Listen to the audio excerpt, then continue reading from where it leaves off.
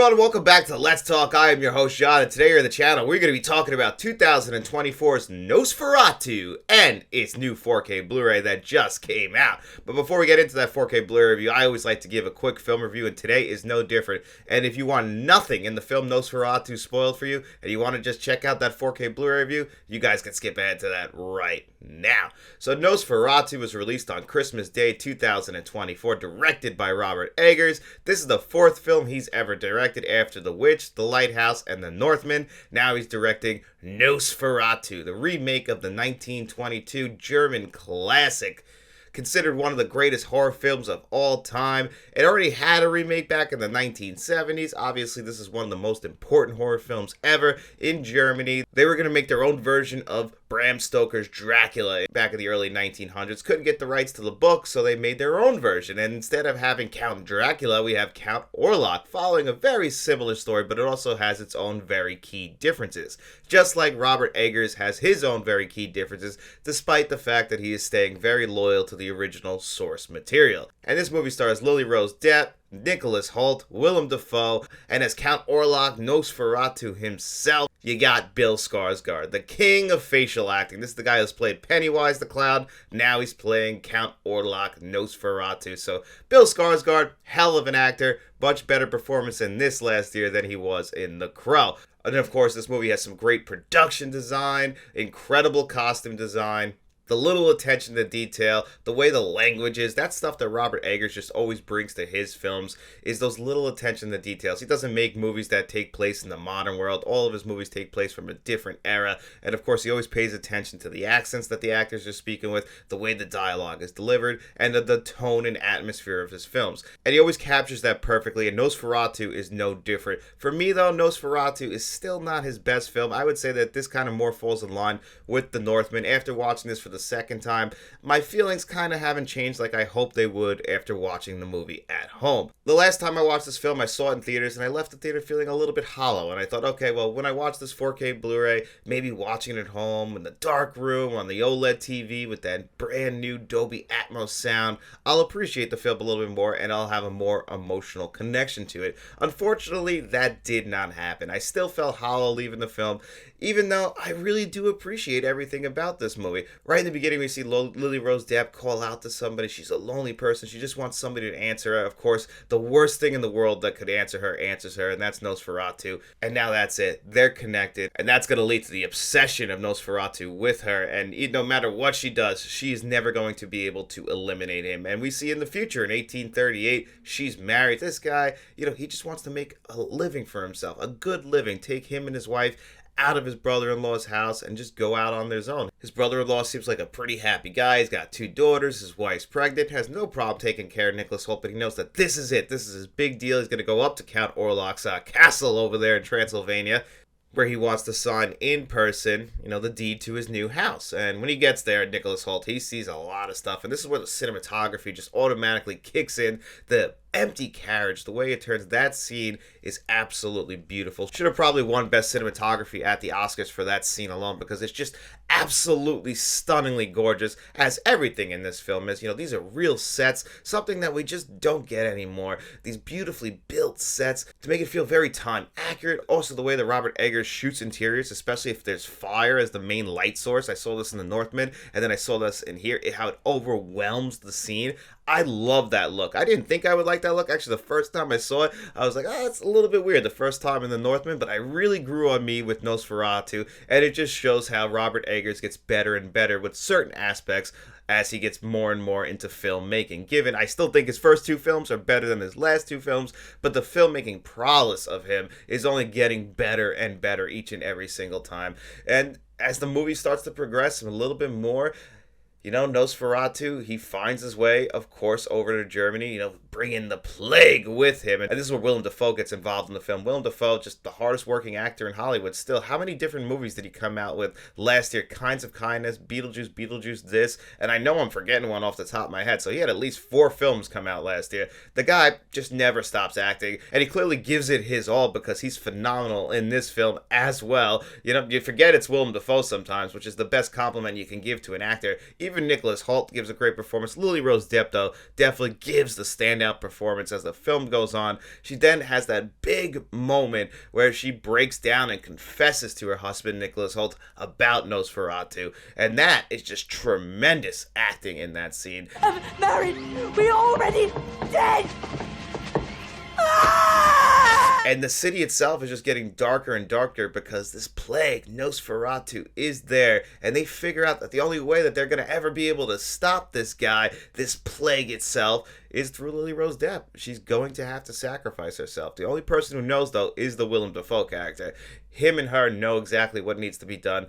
They just have to get everybody else out of the way for it to actually happen. And this is right after one of the coldest scenes in film history, even though the CGI on it's a little bit but they keep it dark so you don't really notice too much. But still, he's in there, the father's sleeping, the mother's sleeping, and then she hears something. The father won't wake up. She goes in the other room, and there's Nosferatu just sucking the blood from the kids and killing them and just dropping them for dead like they're nothing. That scene is the coldest and hardest scene in the film. Anytime you see a kid die, it's always really tough, but they included that in this film, and yeah, it was pretty damn tough to watch. And then, of course, as we build up towards the end, because there's just no way to stop this guy, she sacrifices herself, Lily Rose Depp. She keeps him in the sunlight. Nosferatu finds out, it's me in the sunlight, this is not going to work out well, and he dies right on top of her. Very poetic. The only way that this was going to work out was if she sacrificed herself, so she had to die for him to die, and that's it. Willem Dafoe comes in and says, that's it, the plague is past us. She sacrificed herself for the greater good, and that's the end of our story here. Again, I just didn't have that emotional connection to this movie as I hoped I would. I really appreciate everything in this film. It really checks a lot of boxes for me for where this movie should be one of my favorite films of 2024.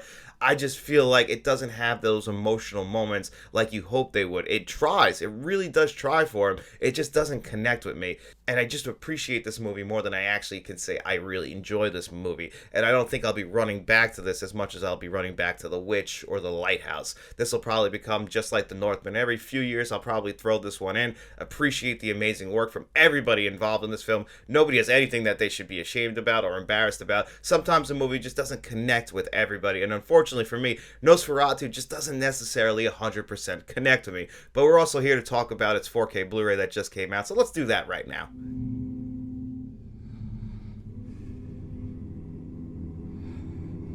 So this was actually released on 4K Blu-ray a couple weeks ago. I was stupid and I pre-ordered it from Amazon. Amazon is the king of missing pre-orders. Very rarely do they ever deliver anything on time that you pre-ordered, and Nosferatu was no difference for me. It took 2 extra weeks for this to actually finally get to me on 4K Blu-ray, and you know what? I'm very glad I still picked it up because it is a very high-quality visual and audio experience, and it also has a brand new extra on here that I really did appreciate. So when you come underneath, same artwork. This did have a steelbook release, which probably is a little bit nicer than this, but I don't mind the slipcover edition. You come inside, you have a 4K disc, and you have a Blu-ray disc. It also came with a digital code.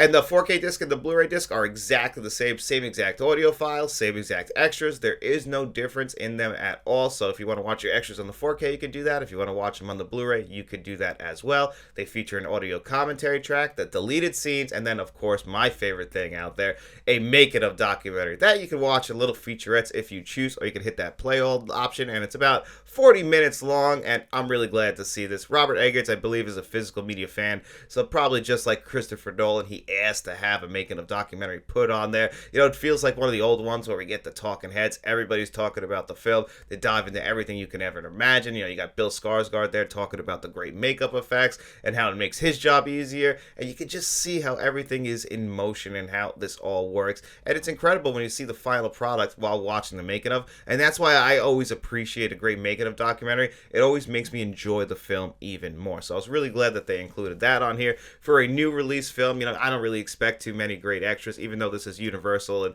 they usually do a pretty good job with this. They're the ones who actually did Christopher Nolan's Oppenheimer last year. So even though there's not that many extras, at least the extras that are included are all really good. The deleted scenes is just not something that I necessarily really care about, but that making of documentary is absolutely awesome. And of course, this does include the theatrical and the extended cut, which extended is a very strong word for this one because they've only really extended out 2 scenes to add 4 more minutes of footage. And honestly, if you've only seen the movie once in theaters, you're probably not going to even notice those extra scenes. The scenes at the very beginning, when Nicholas Hoult first gets to Count Olaf's castle, that scene's extended out a little bit so that there's another monologue from Bill Skarsgård. And then there's just one small scene where you could like see the shadow of Nosferatu's ghost over to Holt's and Lily Rose Depp's characters in bed, basically just showing how he's always there, always lurking, he's always present. It does add a little bit to the film, but it also doesn't take anything away from the film, which is everything you could ask for from a good director's cut.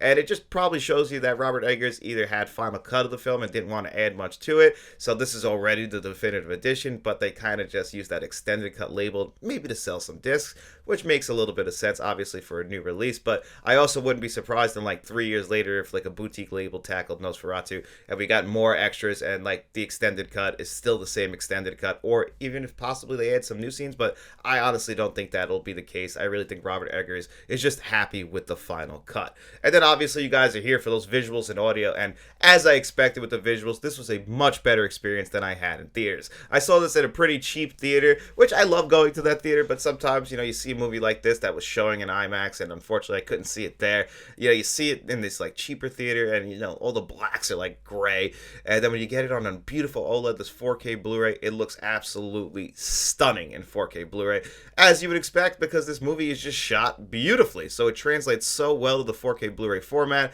You get Dolby Vision, HDR10. It's a modern film using modern cameras.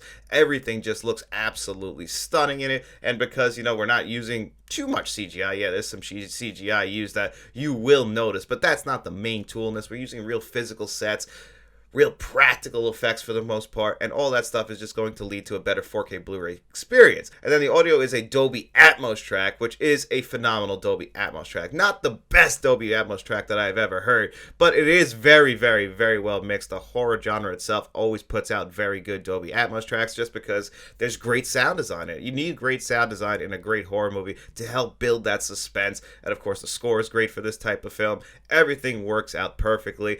Is it the kind of 4K Blu-ray that you absolutely have to run out and grab? No, I don't think so. I think you could wait for a sale with this one. And it also comes down to, how do you feel about Nosferatu? For me, I enjoyed it the first time I saw it. I enjoyed it the second time, but I did not absolutely fall in love with this film. And, you know, I wanted to pre-order it because I thought this was going to be a very special kind of disc. And for the most part, it is. It's a very good disc from Universal. The visuals and audio are absolutely stunning. I don't know if I would say reference quality, but they are absolutely stunning. They included a brand new extra on here, a nice making of documentary. Something that I always ask for. And then, of course, you get the options of a steelbook or a slipcover. That's always cool as well. But it's really going to come down to, how do you guys feel about the film? Like, can you wait for that sale, or do you want to check this out right now because it is a beautiful looking disc and maybe you hadn't seen the film? If I was going to rate this 4K Blu-ray at a score of 1 to 10, though, I would give Nosferatu a pretty solid 8.5 out of 10. I think it's worth your time and money. It just might not be worth it at that full price, even though it isn't that expensive. We don't get to like boutique levels of like $35 for a 4K Blu-ray unless you get that steelbook. So if you get this regular standard edition, it's not that much, but I could see this dropping down in like an Amazon sale down to like $15 sometime during the year, and that's where I would say is the sweet spot for Nosferatu, unless you want that steelbook. But anyway, guys, it is also Friday, and that means it's time for our digital code giveaway. In every single video we do on Friday, I ask you guys 2 digital code giveaway questions. All you got to do is answer one in the comment section. As long as you do that, you come back to Tuesday's video. I put your name on a magic wheel. I spin that bad boy 2 times. The 2 names it lands on, they have their choice. The digital codes that you've seen on your screen before you today. And we just got done talking about Robert Eggers. I figured I'd ask guys, what's your favorite Robert Eggers film? But not everybody likes horror or Robert Eggers or these art house horror films. So I thought I would ask you guys, what is your most anticipated film for the rest of 2025? You know, do something that everybody likes. And guys, we also have channel memberships, so if you want to become a friend of the channel, a producer for the channel like John Doe Juggalo, a channel director like Kevin Kruger and Uncle V, or even a bankroll member like Frank from Frank's Media Reviews and Mr. Smelly Potato. You guys can look for all that information in the description below. And also, guys, tomorrow night we will be live here on the channel at 7 p.m. Eastern. We're going to be talking about the top 10 St. Patrick's Day movies, answering plenty of other questions. So make sure you guys join me in the chat. tomorrow night, Saturday night. We'll be doing this almost every Saturday night. March is a little bit strange, but you'll get at least 3 shows this month. And guys, that's going to do it here for me. If you guys got no money to throw away, don't worry about it at all. We just hope you enjoyed the video, and if you did, get out in those streets, tell your friends about us, and then we'll be seeing you around.